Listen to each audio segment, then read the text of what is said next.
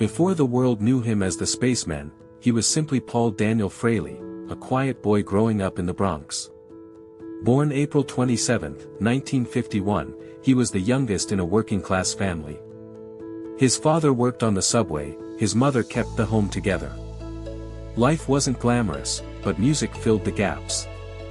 While other kids played outside, Paul stayed indoors, sketching, listening to records, and drifting into worlds far beyond his neighborhood. At 13, a single gift changed everything, a sunburst electric guitar, secondhand but radiant in his eyes. He wasn't a prodigy at first, but his stubbornness became his strength. Hour after hour, he mimicked Hendrix, Clapton, and Page, rewinding records until his fingers matched their sound. His shyness faded when he played, it was as if the guitar gave him another voice. High school nearly lost him, grades dropped, teachers warned, but his talent earned him the nickname Ace. By the early 70s, he drifted between bar bands until a newspaper ad caught his eye, "Guitarist Wanted." Looking for someone with flash and ability. The audition wasn't smooth, he arrived in mismatched sneakers, barely speaking. But when he played, the room fell silent. Gene Simmons and Paul Stanley had found their guitarist. Kiss was born, a band that blurred music and myth.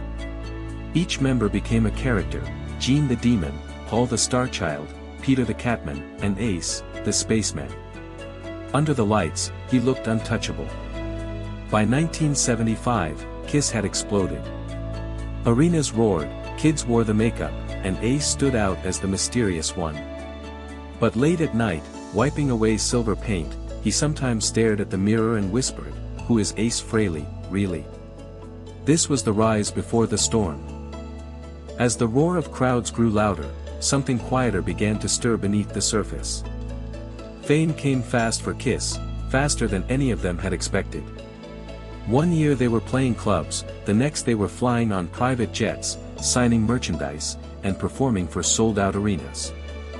For Ace, the shy Bronx kid, the transformation was dizzying. The mask, the lights, the endless adoration, it felt surreal. But behind the scenes, he struggled to keep up with the machine he helped create. Unlike Gene and Paul, who thrived on control and business deals, Ace was a free spirit. He loved the stage but hated the meetings, the branding sessions, the constant pressure. The band's schedule left little time for reflection.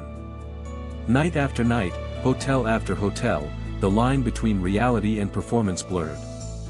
He began to find escape in late-night parties, alcohol, and substances that dulled the noise. At first, it seemed harmless, rock stars partied. But for Ace, it slowly became a habit. Bandmates noticed. He'd show up late to rehearsals, or disappear after shows without warning. His playful unpredictability made fans love him, but inside the group, it sowed tension. Gene, ever the disciplinarian, grew frustrated. Paul worried Ace was losing focus. Ace, meanwhile, felt misunderstood, boxed in by expectations he never fully agreed to. There were small moments, easily dismissed then, that now feel like quiet warnings. Missed flights. Slurred interviews. Nervous laughter when reporters asked about band unity. The public saw a tight, theatrical machine. Behind the curtain, fissures were forming. Ace's guitar playing remained electric, but his world was slowly shifting. The mask he wore on stage wasn't just silver paint anymore, it was becoming a shield, hiding a growing restlessness. Fame had lifted him to cosmic heights, but it also trapped him in an image he wasn't sure he could keep living.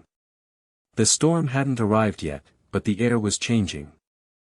By the late 1970s, Kiss wasn't just a band, it was a global empire. Action figures, comic books, and stadium tours made them icons. But behind that glittering facade, Ace was reaching a personal crossroads. His guitar solos were legendary, his persona beloved, but he felt increasingly alienated from the band's direction.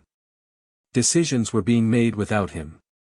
Creative control slipped through his fingers as Gene and Paul tightened their grip on the brand. The turning point came during the recording sessions for Dynasty in 1979. The sessions were tense. Producers wanted polished, radio-friendly hits. Ace wanted raw power and freedom. One afternoon, frustrated with endless takes and creative restrictions, Ace decided to act. He walked into the studio alone, shut the door, and told the engineer, "Press record." What followed was pure, unfiltered Ace. He laid down the guitar parts for 2,000 Man in one electrifying session, no band, no masks, just him.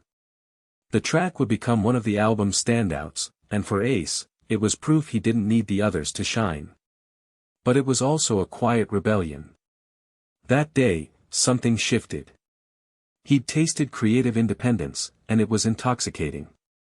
Bandmates noticed the change. Ace was no longer content being the spaceman sidekick.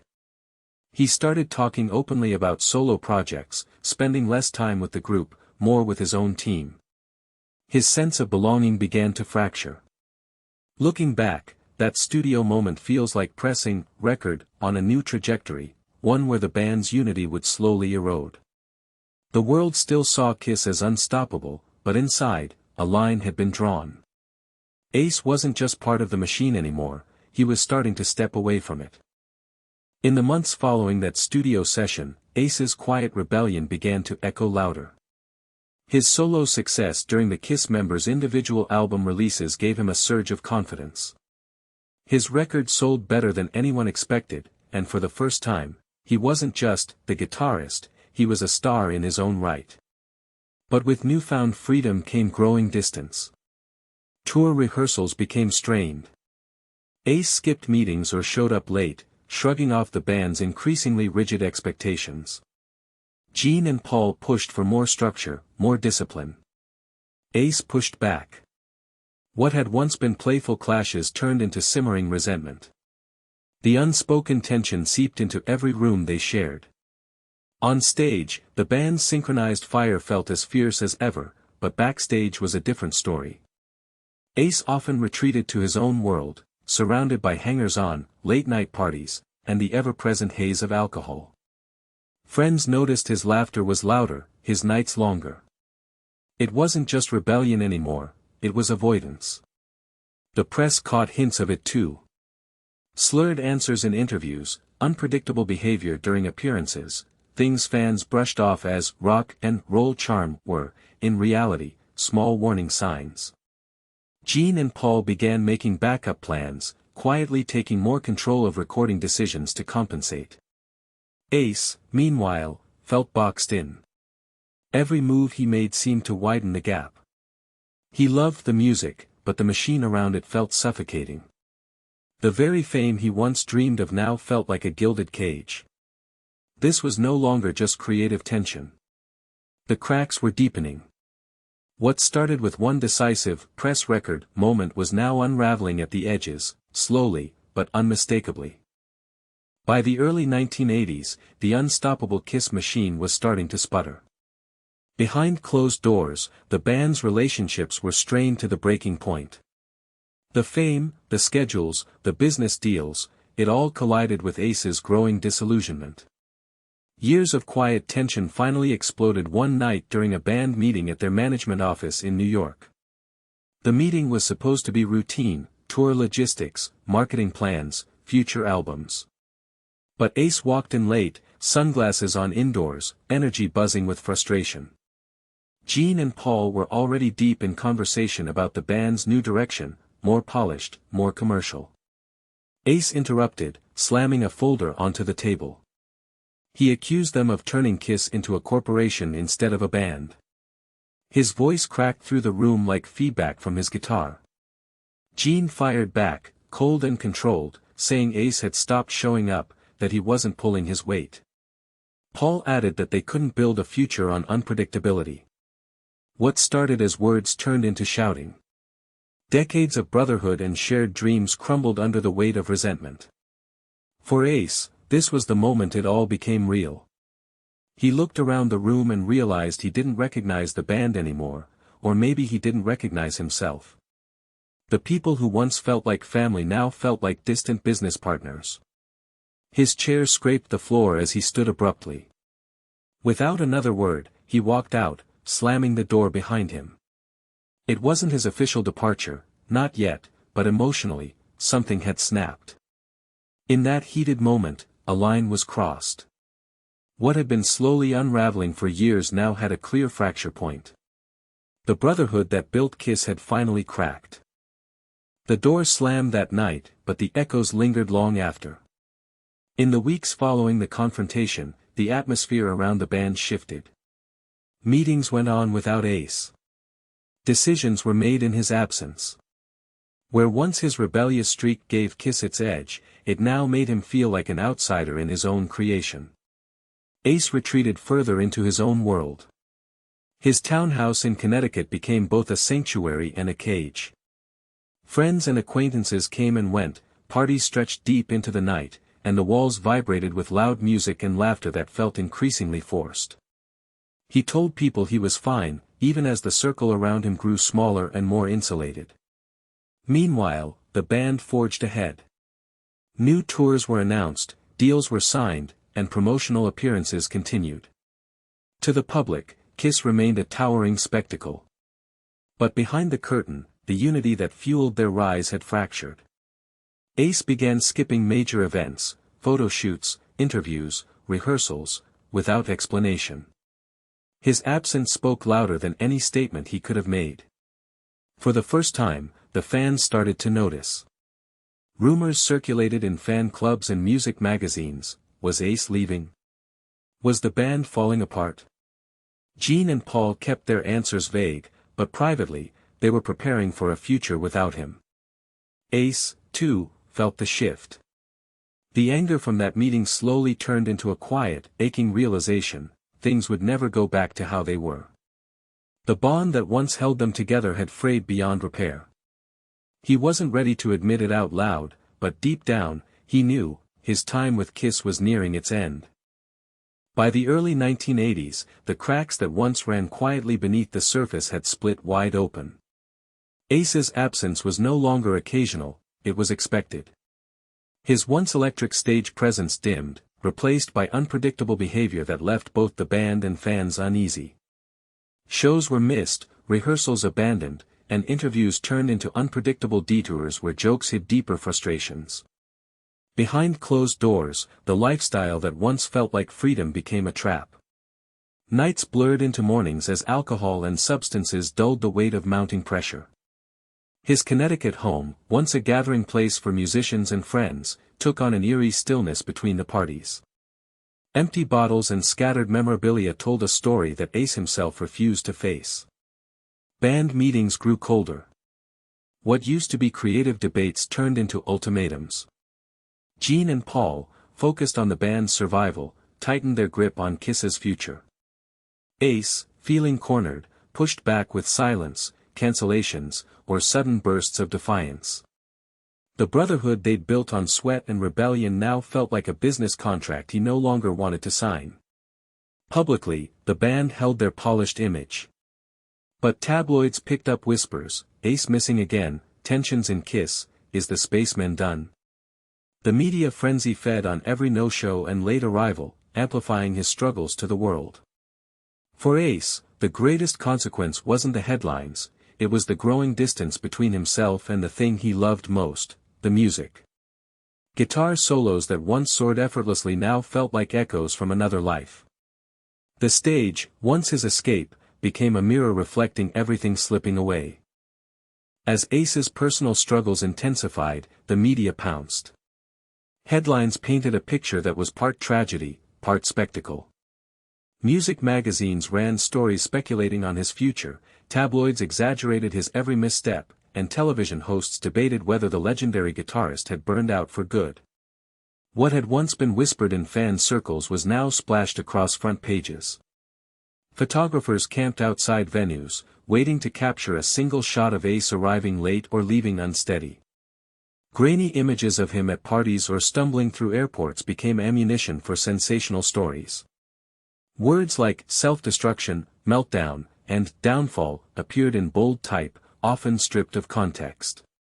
Each article, each photograph, added another layer to the public's fascination and concern. Fans were split. Some defended him fiercely, remembering the electrifying solos and unforgettable shows that made Kiss iconic. Others felt betrayed, struggling to reconcile the hero they idolized with the man making headlines. Fan letters poured into magazines, some pleading for him to get help, others mourning what they felt was the end of an era. Meanwhile, industry insiders speculated about the band's future. Would Kiss survive without its original lead guitarist? Could Ace make a comeback?